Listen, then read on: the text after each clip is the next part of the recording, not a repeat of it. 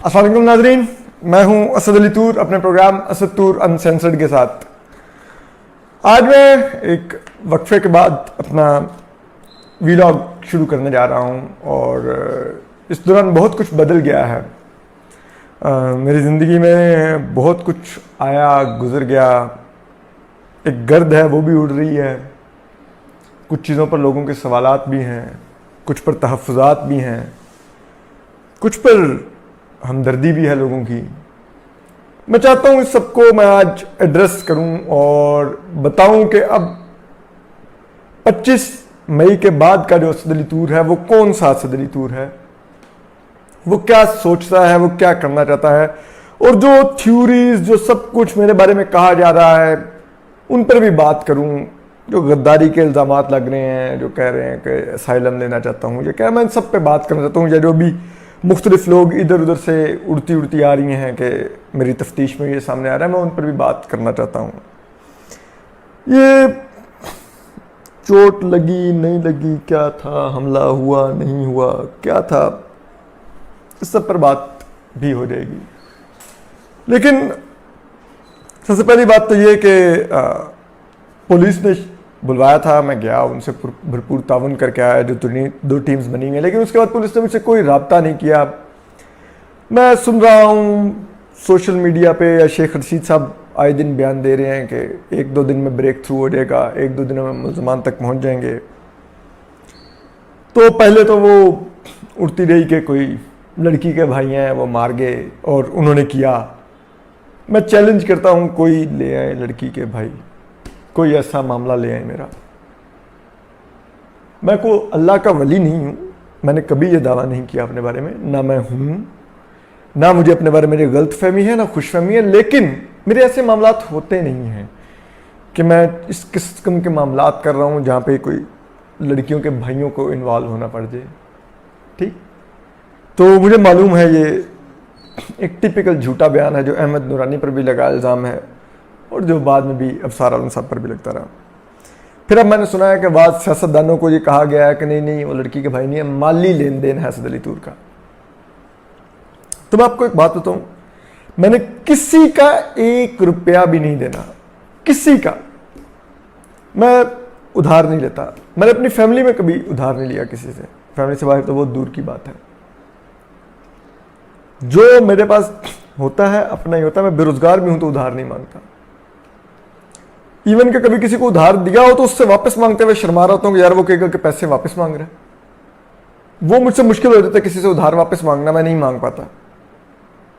तो मैं किसी के देने क्या होंगे या पैसों के लिए झगड़ा किसी से मेरा क्या होगा, कोई मेरा ऐसा झगड़ा नहीं है। मैं चैलेंज करता हूं कि 1 रुपये का मेरे पे ले आया जाए कि मैं कहीं से पैसों का लेन देन का मेरा मामला है, 1 रुपये का ले आए। फिर फॉरेन फंडिंग की बातें की जा रही हैं, चले इस पर भी कह देता हूं। एक कमीशन बना लीजिए सुप्रीम कोर्ट की सरबराही में, वो मेरे अकाउंट्स, मेरे अखराजात, मेरे पास मौजूद रकम, मेरे जो कुछ है तमाम चीज़ों का ऑडिट कर ले। कभी मैंने 1 रुपया, 1 धेला, 1 दमड़ी, 1 कोड़ी किसी बैरूनी फंडिंग में ली हो, किसी अंदरूनी सियासी जमात से, मुल्की सियासी जमात से ली हो, किसी मुल्की इदारे से ली हो, किसी प्राइवेट ऑर्गेनाइजेशन से ली हो, किसी से ली हो, अदर देन माई सैलरी जो मैं मुख्तलिफ इदारों में जॉब करता रहूँ लेता हूँ और उसका मैं टैक्स अदा करता हूँ। अगर कोई ली हो उस पर भी मुझे जो मर्जी सजा दे दीजिए। ये मुहित पीरज़ादा साहब इल्ज़ामात बहुत लगाते फिर रहे हैं। मैं उनको ये चैलेंज देता हूँ कि वो अपना जो मैं कह रहा हूँ, अपने आप को ऑफर कर रहा हूँ, वो ये अपना ऑडिट करवा के दिखा दे। मैं चैलेंज करता हूँ। खुद तो अपने वालिद का, वो बेहोश वालिद के जदाद हथियाने के लिए अंगूठे लगवा रहे थे, अबू धाबी में गिरफ्तार हो गए थे अस्पताल में जालसाजी करते हुए, स्टोरी है अखबार में। वो मुहित पीरज़ादा जो अपने वालिद के सगे नहीं है, वो क्या इस मुल्क के सगे होंगे? और उनको लोग हमें मालूम है जो इस्तेमाल कर रहे हैं और उनसे मेरे पे इल्ज़ामात लगवा रहे हैं। कितनी शर्मनाक चीज़ है, कोई बंदा ही बाग किरदार लेके आ जाइए यार। तो बहरहाल मैंने अपनी पेशकश कर दी है, आप जब चाहे मेरा ऑडिट कर सकते हैं। ये पेशकश मौजूदा सुप्रीम कोर्ट निगरानी कर ले। फिर कहा जा रहा है कि ये शायद एंकर इमरान खान का झगड़ा है, कोई ज़ाती झगड़ा है इसका, बिल्कुल ऐसा नहीं है। मैं इमरान खान को अपना मुल्जिम नहीं समझता, इमरान खान मेरे मुल्जिम नहीं है। अगर बाद लोगों ने मुझे कहा कि शायद शिफा यूसुफजई ने हमला करवाया मुझ पर, बिल्कुल शिफा यूसुफजई ने मुझ पर हमला नहीं करा, वो मेरी मुल्जिम नहीं है। ठीक, मुझे उन पर ना शक है, ना इमरान खान एंकर पर शक है। तो ये बिल्कुल बेलग बात में है और ये गर्द उड़ाई जा रही है ताकि इतनी ज़्यादा धुंध फैला दी जाए कि समझ ना आए असद अली तुर्क के साथ क्या हुआ और ये मामला यूं दब जाए। नहीं, यूं नहीं होना चाहिए। फिर अब वो एक उनका शिफा यूसुफजई की भी बात की जा रही है। उन्होंने कल चंद खवातीन भी वो लेके आई अदालत के बाहर प्रोटेस्ट करने के लिए, उसका मेरे पास सबूत मौजूद है। एक दिन पहले मुझे बता दिया गया था वो पीटीआई की वुमेन विंग की खवातीन प्रोटेस्ट के लिए क्या आ रही हैं। तो जब एक हुक्मरान जमात की खवातीन एक एंकर प्रोटेस्ट में इस्तेमाल करे तो फिर उस एंकर की गैर जानिबदारी भी आप देख लीजिए, और फिर उस हुक्मरान जमात की गैर जानिबदारी भी देख लीजिए कि जिसके अंडर मौजूद FIA ने मेरे खिलाफ इंक्वायरी करनी है। इधर से आप इम्पार्शियलिटी देख लीजिए, और मेरे पास ये सबूत मौजूद है कि ये किस तरह इन्होंने ये हुक्मरान जमात की ये खवातीन लाइन प्रोटेस्ट के लिए। तो इसलिए मेरे को उसमें मामला नहीं है। वो जो मुझ पर इल्ज़ाम लगाया जा रहा है शिफा यूसुफजई के मामले में भी कि शायद मैंने उनकी तस्दीक की। उन्होंने इमरान खान के एक बेटे का कहा, उन्होंने ब्रिस्टल यूनिवर्सिटी से मास्टर्स किया, जो कि ब्रिस्टल यूनिवर्सिटी ने करवाया कि हम इस्लामिक हिस्ट्री में करवाते ही नहीं ग्रेजुएशन।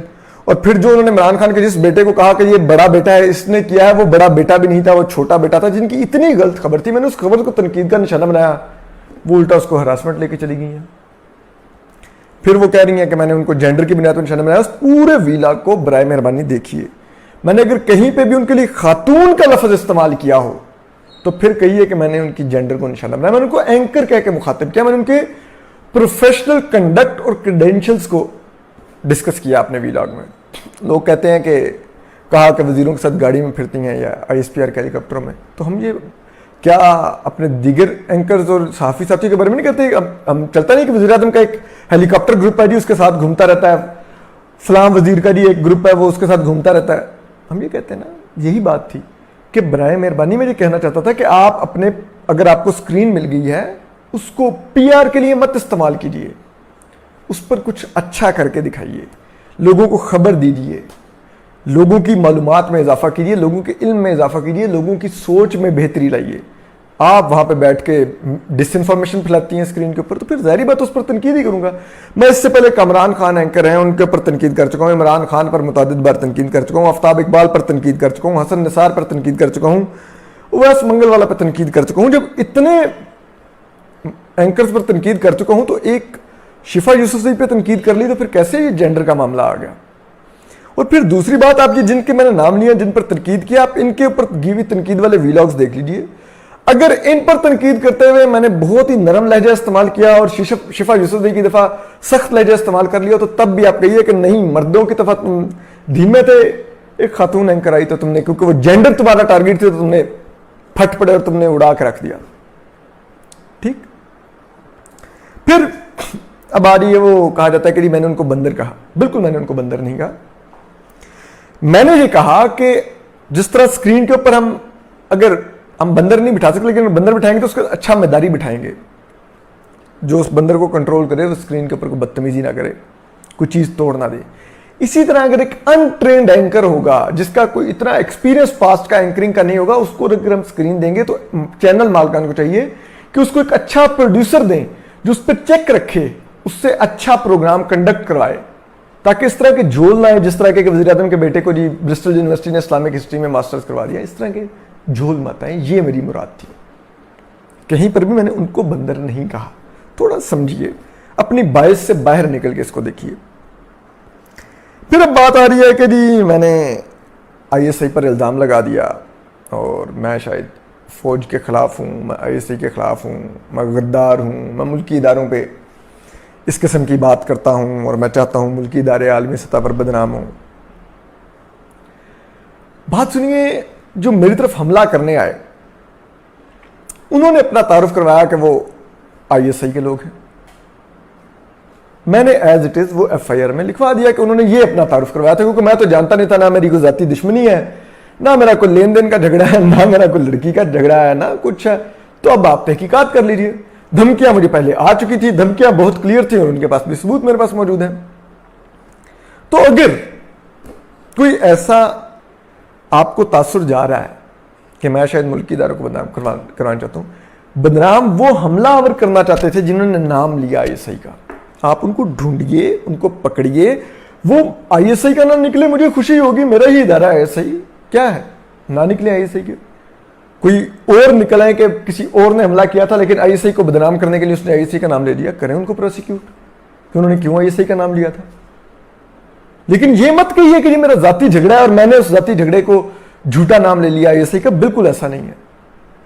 मुझे अपने मां के सर की कसम, मुझे आज तक अपने कमाए हुए रिज़्क की कसम, मैंने एफआईआर में जो एक एक लफ्ज लिखाया, एक भी लफ्ज अपने पास से ना ऐड किया ना झूठ बोला, जो हुआ वही लिखवाया। अगर मैंने अपनी एफआईआर की हैसियत बड़ी करनी होती, अपना कद काठ बढ़ाना होता, मैं कहता वो कह रहे थे हम जनरल बाजवा के आदमी है, जनरल कमर जावेद बाजवा के। मैं कहता वो कह रहे थे हम जनरल फैज हमीद के आदमी है। मैं ये कह सकता था ना, मैंने नहीं कहा क्योंकि उन्होंने ऐसा कुछ कहा ही नहीं था। तो मैं ऐसा झूठ क्यों बोलता? जो उन्होंने कहा मैंने बता दिया। अब ये कोई इंटर डिपार्टमेंटल लड़ाई है, कोई हुकूमत की लड़ाई है, हुकूमत ने मुझे मार पड़वाई और नाम आईएसआई का ले दिया, या इसी के अंदर से कुछ लोगों की लड़ाई थी और वो दूसरे को बदनाम करने देते थे, या किसी और महकमे की लड़ाई थी आईएसआई से, उसने बदनाम करने के लिए, ये मुझे नहीं पता। ये साजिश बेनकाब करना आपका काम है, तहकीकाती इदारों का काम है। मैं ताउन कर रहा हूं आपसे। अब जब मुझे बुलाएंगे, जहां बुलाएंगे, मैं हाजिर हूं।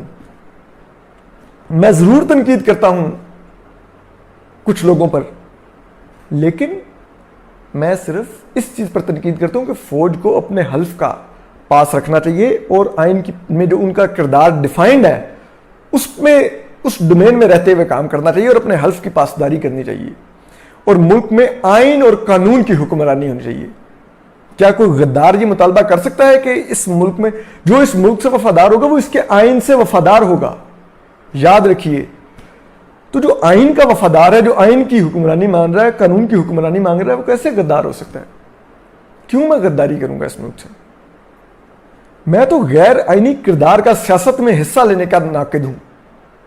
इस इख्तलाफ का मतलब यह नहीं कि मैं फौज से नफरत करता हूं, मैं आईएसआई से नफरत करता हूं। वो जो कश्मीर की सरहदों पर बैठे हुए हैं, वो जो भारत के बॉर्डर पर बैठे हुए हैं, नॉर्थ वजीरिस्तान में जो तालिबान के सरहद पर हमलों से आईएसआईएस के सरहद पर हमलों में शहीद होते हैं जो फौजी बेटे, वो मेरी माओं की तो बेटे हैं। मैं कैसे उनसे नफरत कर सकता हूं? कैसे उनसे उनके खिलाफ बात कर सकता हूं? मैं इस सियासी रोल का नाकिद हूं कि आपका सियासत में काम नहीं है, इलेक्शन मैनिपुलेट करना काम नहीं है, सियासी जमातों से तोड़ जोड़ ये आपका काम नहीं है। ये छोड़ दीजिए, हम सिविलियंस का काम है, वोट देंगे, इलेक्ट करेंगे, जिसको चाहेंगे रिजेक्ट करेंगे, जो डिलीवर पार्टी नहीं करेगी अगली इलेक्शन में हम दूसरी पार्टी लेंगे, ये हमारा काम है, हम पे छोड़ दीजिए। मैं सिर्फ ये कहता हूं, ये आइन और कानून की हुक्मरानी मांगना कैसे मुल्क से गद्दारी होगी? क्यों मुझे असाइलम लेने की जरूरत है बाहर? मैं असाइलम तब ले लेता जब मुझ पर एक झूठी एफआईआर कट गई थी कि मैं फौज के खिलाफ प्रोपेगेंडा करता हूं। वो एफआईआर अदम सबूतों की बुनियाद पर खारिज हुई, डिस्पोज ऑफ हुई, तो मैं तब जाके इज्जत से असाइलम ले लेता। मैं ये अपने साथ इतना कुछ क्यों करवाता? ये टांके खुद को क्यों लगवाता? इतनी मार क्यों पड़वाता? अपनी जान खतरे में क्यों डलवाता? आज गद्दारी के इल्जामात क्यों सहता? तभी चला जाता, जाके बाहर असाइलम लेता, मुझे करता। क्यों क्यों इस सबका इंतजार मैंने क्यों किया? क्योंकि मैंने नहीं बाहर जाना। मैं अभी भी बाहर नहीं जाऊंगा, इधर ही रहूंगा, यही सहाफत ही करूंगा, इसी तरह खबरें दूंगा, अनसेंसर्ड ही दूंगा।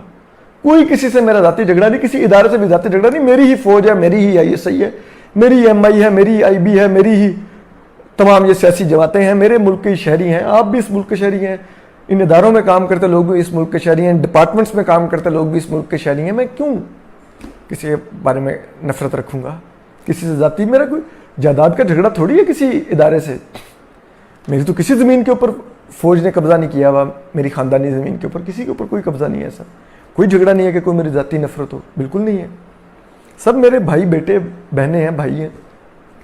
एक इख्तलाफ है, एक नजरियाती इख्तलाफ है। मैं कानून और आइन की हुक्मरानी को एक मुख्तलिफ अंदाज से देखता हूँ। मैं समझता हूँ शायद मुल्क इस तरफ से चल के आए तो ठीक होगा, शायद बहुत से लोगों को लगता होगा कि मुल्क इस तरफ से चल के आए तो ठीक होगा।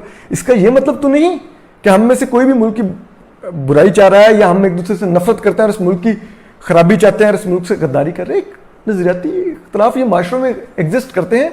डिसेंटिंग वॉइसेस को, इख्तलाफी आवाज़ों को मोहब्बत से, प्यार से रखना चाहिए, उनसे नफरत नहीं करनी चाहिए, उन पर गद्दारी के इल्ज़ामात नहीं लगाने चाहिए, उनको मारपीट नहीं करनी चाहिए। इतना सा बात है। आप इसको किस पैराए में लेके जा रहे हैं कि मैं बैरूनी दुनिया में पाकिस्तान को बदनाम? बैरूनी दुनिया में तो उन्होंने बदनाम किया जिन्होंने आके मुझे मारा, उन्होंने बदनाम किया जनाब। क्या बात कर रहे हैं? और मैं इस्लामाबाद में कोई पहला सहाफ़ी थोड़ी हूँ। मेरे से पहले मतीउल्लाह जान पिटे, अगवा करके ले गए, अफसार आलम साहब को गोली मार दी गई, अहमद नूरानी को मारा गया, उमर चीमा को मारा गया, हामिद मीर साहब को गोलियां लगी, आज तक कोई नहीं पकड़ा गया। तो फिर किसने मुल्क को बदनाम किया? आप बताइए ना। हम तो अभी भी इधर ही सहाफत कर रहे हैं, कुछ तो सोचिए ना। फिर अब आज ये बात हो रही है, अब मुख्तलिफ ट्रोल्स लगे हुए हैं कि जी वो तो हमला हुआ ही नहीं, झूठ बोल रहा है, 5th जनरेशन वार है, और ये पट्टियां बांध के इतनी अब नहीं बांधी हुई। यार सीसीटीवी फुटेज में हमलावर नजर आ गए हैं, पुलिस लेके गई सरकारी अस्पताल में, मेरा मेडिकल हुआ, सब कुछ, ये मुझे टांके लगे, मेरी मेडिकल रिपोर्ट सब कुछ मौजूद है। तो क्या वो डॉक्टर्स भी 5th जनरेशन वार का हिस्सा, जिन्होंने मुझे ट्रीट किया और कहा कि वाकई ये जख्मी है, मैं जख्मी नहीं था, उन्होंने झूठ बोला? क्या वो पुलिस भी झूठ बोल रही है? क्या फवाद चौधरी साहब ने मुझे फ़ोन करके अफसोस का इज़हार किया, फवाद चौधरी साहब भी झूठ बोल रहे हैं, उनको गलत बताया गया कि मुझ पर हमला नहीं हुआ था। शेख रशीद साहब कह रहे हैं कि हम हमलावरों के करीब हैं। अगर मुझ पर हमला ही नहीं हुआ तो वो किन हमलावरों के करीब है? भाई पहले दिन सरकारी अस्पताल में पट्टी हुई, तीसरे दिन में पट्टी खुलवाने के लिए प्राइवेट हॉस्पिटल कुलसूम इंटरनेशनल में गया, डॉक्टर नाजिया थी, मैंने उन्हें दिखाया, उन्होंने पूरे बाजू पर पट्टी कर दी, उन्होंने कहा कि अगले दिन से खोल दीजिए और दोबारा पट्टी की जरूरत नहीं है, आपने सिर्फ पॉलीफेक्स लगानी है। उससे अगले दिन मैंने पट्टी खोल दी। तो आप कह रहे हैं पहले दिन इतनी पट्टी थी, वो वाकई सरकारी अस्पताल की थी, तीसरे दिन डॉक्टर नाजिया ने जो पट्टी की वो पूरे बाजू की पट्टी थी, और उन्होंने अगले दिन कहा था खोलने, तो वो अगले दिन खोल दी। पॉलीफेक्स लगा रहा हूँ, बात खत्म। इसमें क्या आ गया कि ये पट्टी इतनी, पट्टी उतनी? हमारे मुल्क में क्या ये मजाक है? हम लोग जो विक्टिम होता है उसको बुरा भला कहते हैं, उसके अगेंस्ट बोलते हैं, उसको हम इल्ज़ामात दिलते हैं, उसके ख़ानदान को मुश्किलात का शिकार करते हैं। मैं आपको एक चीज़ बताता हूँ आज विक्टिम के ऊपर, विक्टिम ब्लेमिंग के ऊपर। हमारी बहन थी, मोटरे पर रेप हुई, सीसी पे ने खड़े होकर कह दिया इनका अपना कसूर है। कितनी शर्मनाक बात थी। सरमद सुल्तान घर से अगवा हुए, बाद में आए तो लोगों ने कहा नहीं घर के अंदर ही छुपा हुआ था। मैंने उन पर वीलॉग किया था, बहुत से लोगों ने मुझे कहा कि नहीं झूठ बोल रहा है, घर छुपा हुआ था, इसको बेनकाब करो। मैंने कहा जब तक कोई तहकीकाती एजेंसी नहीं साबित करती सरमद सुल्तान घर में छुपा हुआ था, मैंने नहीं की सरमद सुल्तान के खिलाफ बात। अल्लाह मियां का शुक्र है नहीं बात की। अगर बात करता तो आज लोग सोचते कि मैं विक्टिम के खिलाफ बात करता हूं। नाज़रीन, मेरी अम्मी आई थी तो दरवाज़ा बजा तो इसलिए ब्रेक ली।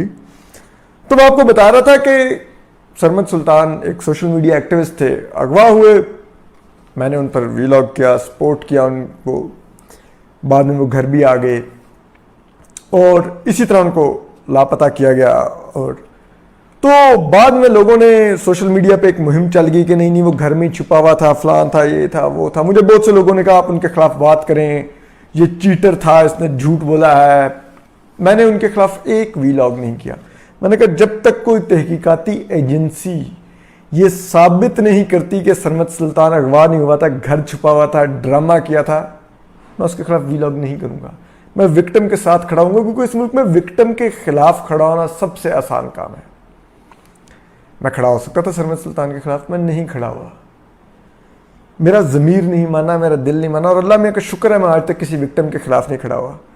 अगर खिलाफ खड़ा हुआ था उस दिन सरमद सुल्तान के, तो आज दिल में कहीं ना कहीं गिल्ट होता कि शायद मेरे साथ मुकाफाते अमल हुआ है, शायद ये कारना है। बिल्कुल नहीं, अल्लाह मियां का शुक्र है कभी विक्टिम के खिलाफ नहीं खड़ा हुआ। आज मेरे खिलाफ लोग खड़े रहें, उनका हक है। मेरा अगर इन जख्मों से भी किसी को रिस्क मिल रहा है तो ले ये रिस्क, मुझे खुशी होगी। किसी के घर का चूल्हा जलेगा, किसी के पेट में रोटी जाएगी, मेरे इन जख्मों को तनकीद का निशाना बनाकर, मेरी ज़ात को तनकीद का निशाना बनाकर कर लें। मुझे पता है 50-50 हज़ार रुपये के यूट्यूब के कौन कौन से वीलॉगर कर रहे हैं, कौन सा मॉर्निंग शो होस्ट 5,000 रुपये फी ट्वीट का ले रहा है, मुझे मालूम है, सबका मालूम है। मौज करें। और फिर इसी तरह हमारे मुल्क में जब हम कोई किसी पर बुरा वक्त चल रहा होता है, कोई गिरा हुआ होता है, तो हम उसके ऊपर हमला करके अपने आप को बड़ा बदला लेके बड़ा 30 मार खान मानते हैं। जब वो ताकतवर होता है उस वक्त उससे लड़ें, आपको अपनी हैसियत पता चलेगी।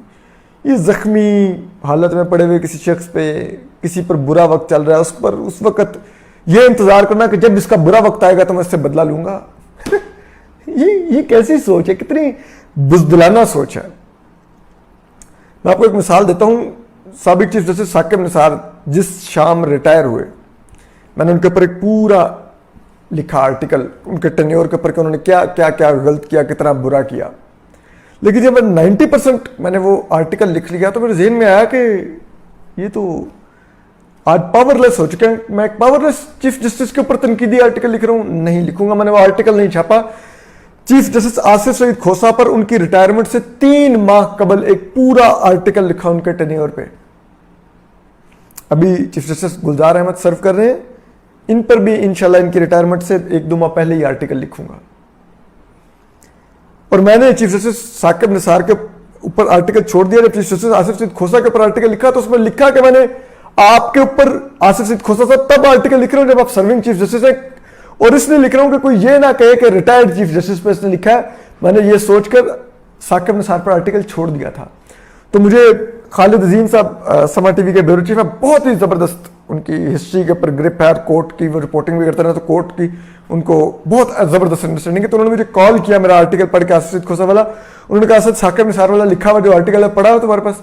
मैंने कहा जी पढ़ा हुआ। उन्होंने कहा भेजो। मैंने अगले ही सेकंड में उनको भेज दिया ताकि वो ये ना कहे कि इसने नए सिरे से लिखा है साकिब निसार का। पर उन्होंने पढ़ा, उन्होंने कहा कि यार इसके अंदर तो बहुत सी नई बातें मेरे इल्म में भी आई, तुमने तब क्यों नहीं छापा था? मैंने कहा सर वो रिटायर हो रहा था।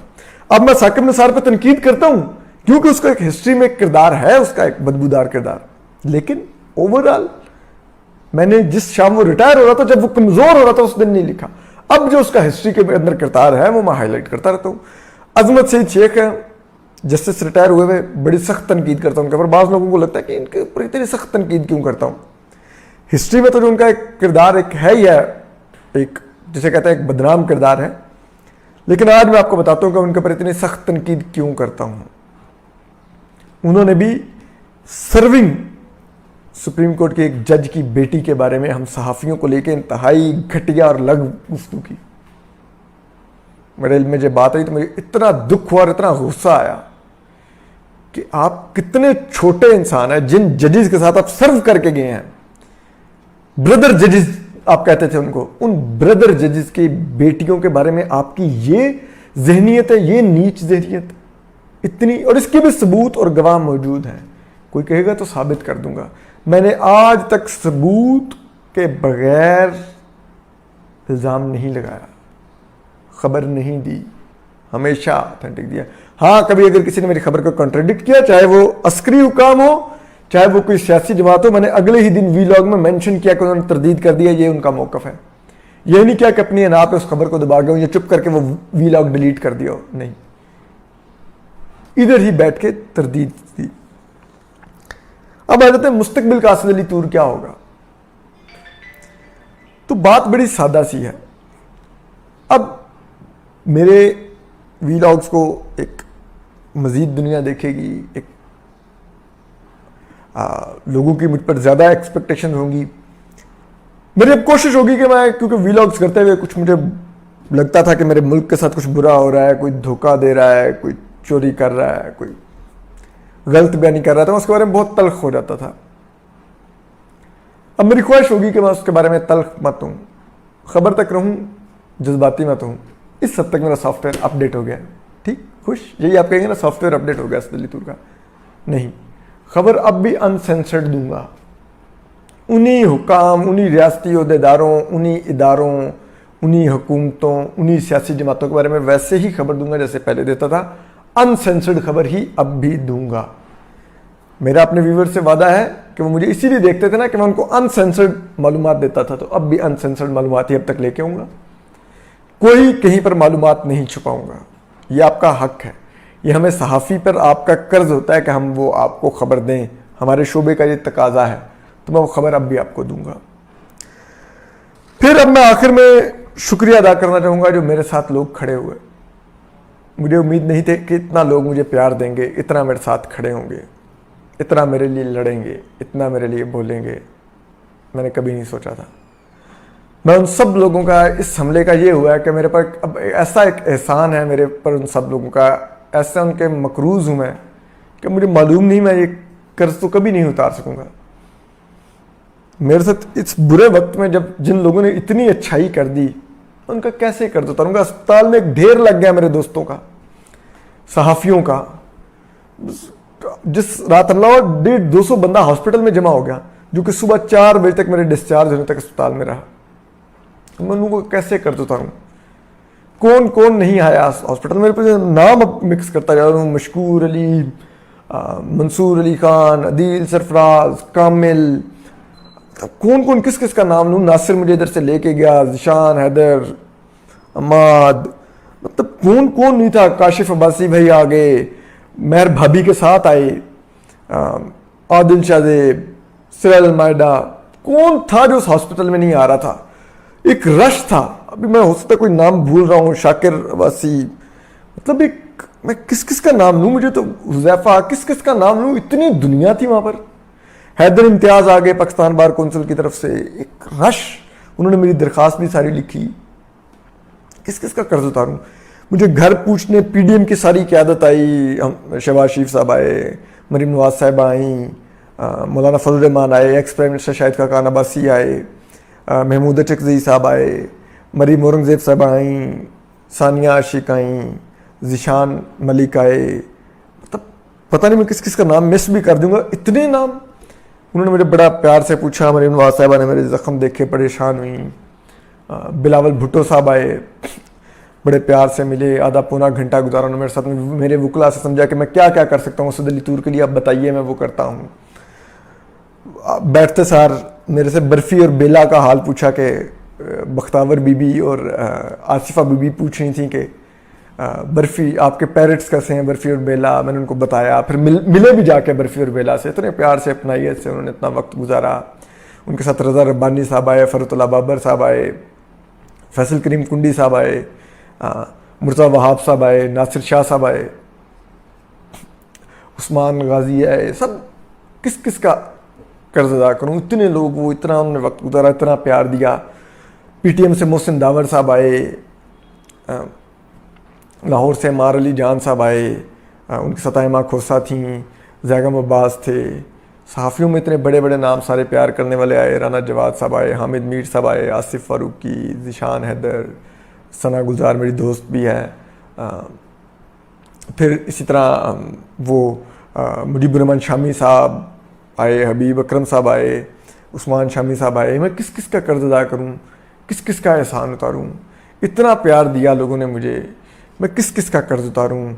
नदीम मलिक साहब ने अपने शो में मेरा नाम लिया, शाहजेब खानज़ादा ने अपने शो में मेरा इशू उठाया बहुत ज़्यादा। नदीम मलिक साहब ने बहुत उठाया, बहुत अच्छे उन्होंने इंट्रोज किए। मुबशिर जैदी, ज़रार खोरो, वसतुल्लाह खान साहब ने किया, आसमा शराजी साहिबा ने किया। आसमा शराजी साहब ने तो मेरे लिए एहतजाज में भी इतनी आवाज़ उठाई। मुनीर जहांगीर ने मेरे शो के लिए मेरे लिए आवाज़ उठाई। हामिद मीर साहब ने मेरे लिए इतनी आवाज़ उठाई, अपना शो बंद करवा बैठे हैं। इतना लड़े, मैं उनका किस तरह उनका एहसान उतारूँ। अपने आप को मुश्किल में डाल दिया मैं उन्होंने मेरी वजह से। क्या करूँ मैं मीर साहब के लिए, मुझे समझ नहीं आ रही मैं उनका कैसे एहसान उतारूँ। सना बुच्चा बेचारी मेरे लिए मुझे फ़ोन करके रो रही, मेरे शो में आवाज़ उठा रही। अब्सा कोमल मेरी दोस्त भी है, मेरी छोटी बहन भी है, उसने अपने शो में भी आवाज़ उठाई। पहले दिन हॉस्पिटल पहुंच के मेरी छोटी बहन के साथ, मुझे लोगों ने बताया, मुझसे मिल ना सकी बेचारी, कि बाहर खड़ी रो रही थी, उसकी आंखों में आंसू थे। इन लोगों के कर्ज मैं कैसे उतारूँ, उनके एहसान मुझे नहीं मालूम मैं इन लोगों का एहसान कभी उतार पाऊँगा। इतने लोगों ने मुझे मैसेज, कॉल्स, मेरे लिए आवाज़ सोशल मीडिया पर उठाई। बेनज़ीर शाह साहिबा ने, और मैं किस किस का नाम लूँ, बास नासिर साहब ने, नुसरत जावेद साहब ने, किस किस का नाम लूँ। मेरे खुरम हुसैन भाई ने कॉल की। इतनी दुनिया में किस किस का एहसान उतारूँ। जर्नलिस्ट डिफेंस कमेटी जो पाकिस्तान बार कौंसिल की है, वो मेरे साथ इस तरह खड़ी हुई है कि शायद मेरी फैमिली भी ना इस तरह खड़ी हो सकती जिस तरह अंदाज में वो खड़े हुए हैं। उस्मान वड़ाए, चीमान मिजारी, हैदर इम्तियाज़, सिकंदर नईम काजी, तनोली साहब, ज़ैनब जंजुआ, जदून साहब। मतलब मैं किस किस का कर्ज उतारूँ। अपनी जाने जर्नलिस्ट डिफेंस के बेटे ने खतरे में डाल दी हैं, धमकियां आ रही हैं उन लोगों को। मैं कैसे इनका कर्ज उतारूं? ये इतने बड़े लोग हैं, इतने अच्छे वकला हैं, ये इतने काबिल वकला हैं, मेरे लिए खड़े हुए हैं। मैं तो कुछ भी नहीं हूं, मैं तो उनको फीस भी नहीं दे रहा, बगैर फीस के मेरे केसेस लड़ रहे हैं। 10-10 मिनट के नोटिस पर पहुंच जाते हैं, पुलिस आ रही है, ईमान मजारी इधर पहुंच जाएंगी, उधर जाना है पुलिस अकेडमी, उस्मान वड़ाच ईमान मजारी पुलिस लाइंस पहुंच जाएंगे, अपने गाड़ियों के पेट्रोल लगा के आ रहे हैं, जा रहे हैं, अपनी जानें ख़तरे में डाल रहे हैं, मुझे खाने खिला रहे हैं, चाय पिला रहे हैं। मैं इन लोगों के कर्ज कहाँ पे उतारूँ? कैसे मैं हामिद मीर साहब को कहूँ कि मीर साहब मैं कैसे आपका शो खुलवाऊँ, मैं क्या करूँ आपके लिए, आप कैसे, क्या हो रहा है, इतना सफ़र कर रहे हैं आप मेरी वजह से, किसका मैं कर्ज उतारूँ? काशिफ भाई का, आसमा शराजी का, सना बुच्चा का, किसका कर्ज उतारूँ? नदीम मलिक साहब का किसका कर्ज उतारूँ? मुझे नहीं समझ आ रही। मैं इन सब लोगों के एहसान तले दब के रह गया हूँ, और उसी एहसानात की वजह से मुझ पर अब इतनी भारी जिम्मेदारी भी है कि अब मुझे अभी भी बोलना सच ही है और बगैर किसी खौफ के बोलना है। लेकिन अब इस ज़ुबान में बोलना है कि कभी कोई इनको ना कह सके कि वो आप जिस असद तूर के साथ खड़े होते हैं उसने ये बात की है। तो मैं पूरी कोशिश करूँगा कभी भी इनमें से किसी को शर्मिंदा ना होने दूँ अपनी वजह से, और कभी भी कोई मुझ पर ऐसा वैसा वक्त ना आए, ना इन पर मेरी वजह से कोई ऐसा वक्त आए। मैं पूरी कोशिश करूँगा। लोग इल्ज़ाम लगाते ने फंडिंग का, जो फंडिंग लेते थे उनको मार नहीं पड़ती, जो फंडिंग के इल्ज़ाम लगा रहे हैं वो खुद पैसे लेते हैं, हमें मालूम है। वो कभी अपना ऑडिट करवाएं। मुझे फंडिंग लेता होता तो मुझे उस केस में चार्ज कर लेते, या मुझे भी पैसों में खरीद लेते, मुझे मारने की क्या जरूरत थी? जब सब कुछ खत्म हो गया कि कुछ नहीं इसके बारे में मिल रहा, तो फिर भी तो आखिर में मार पड़ी। तो बहरहाल मैं कोशिश करूंगा कि आइंदा भी आप लोगों के लिए अच्छी बड़ी खबरें लेके आऊं, अंदर की खबरें लेके आऊं। अपना ख्याल रखिए, सलामत रहिए, और मुझे अपनी दुआओं में याद रखिए। अल्लाह में आप सब लोगों को सलामत रखें और खुश रखें। अल्लाह हाफिज़।